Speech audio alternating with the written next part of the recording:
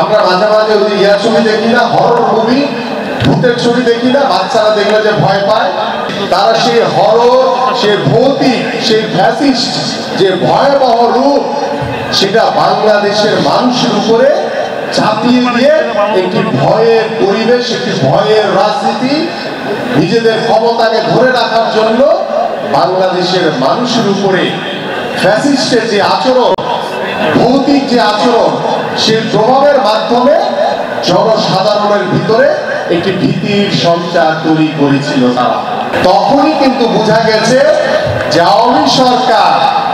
বাংলাদেশে নিজেদের ক্ষমতাকে চিরস্থায়ী করার জন্য তারা